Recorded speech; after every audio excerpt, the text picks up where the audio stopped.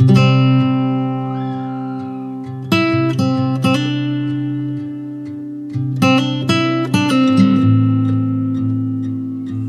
में लोकसभा चुनाव की घोषणा हो गई है।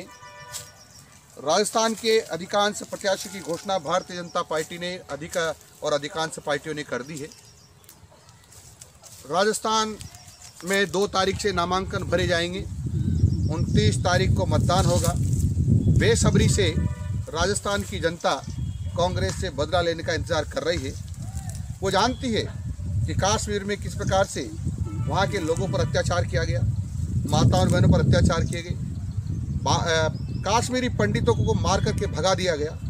आज वो बेघर हैं।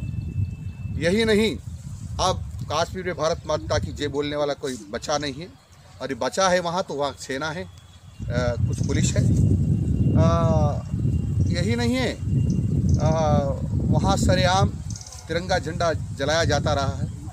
लेकिन अब मोदी जी के आने के बाद सेना को खुली छूट दे दी गई है कि आतंकवादियों से, देशद्रोहियों से और देश को नुकसान पहुंचाने वाले लोगों से निपटिए।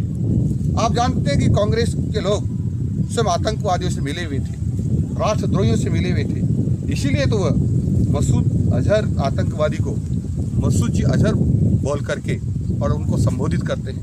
जो भारत के प्रधानमंत्री का बनने का सपना देखने वाले श्रीमान पप्पू जी की बातें सुनकर तो आश्चर्यचकित हो जाएंगे कि किस प्रकार का सम्मान प्रदर्शित करते हैं वहाँ के लोगों के खिलाफ, लोगों के पक्ष में।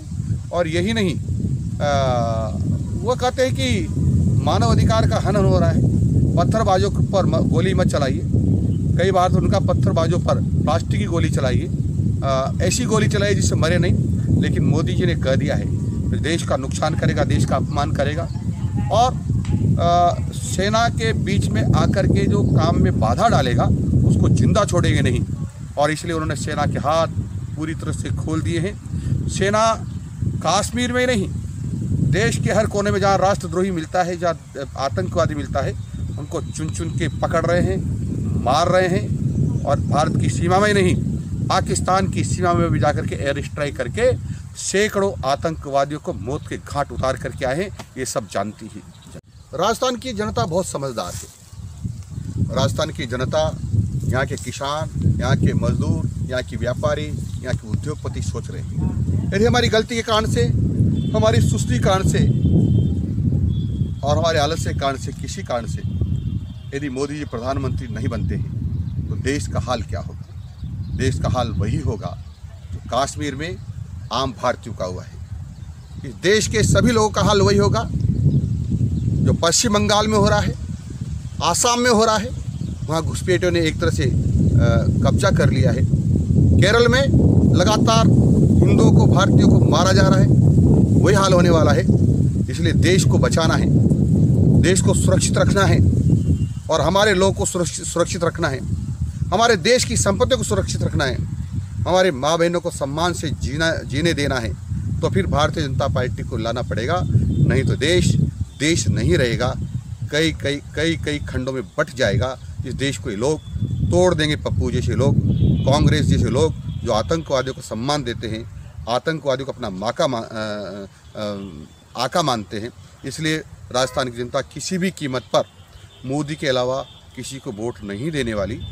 आप तो जानते हैं कि मोदी जी के विरोध में सारे लोग इकट्ठे हो रहे हैं। जैसे आपने देखा होगा, सारे के सारे शियार रात को जोर से बोल करके और जोर की आवाज़ से शेर को भगाना चाहते हैं। ऐसे ही मोदी जी जैसे शेर को भगाने के लिए सारे के सारे गीदड़ इकट्ठे हो गए हैं और वो सोच रहे हैं कि हम जोर से बोलेंगे तो शायद मोदी जैसा शेर भाग जाएगा। लेकिन मोदी जैसा शेर तो नहीं भागेगा, लेकिन शियारों का बदला यहाँ की जनता लेगी। अब शियारों को जंगल में भी नहीं रहने देगी, यहाँ से खदेड़ देगी देश की जनता।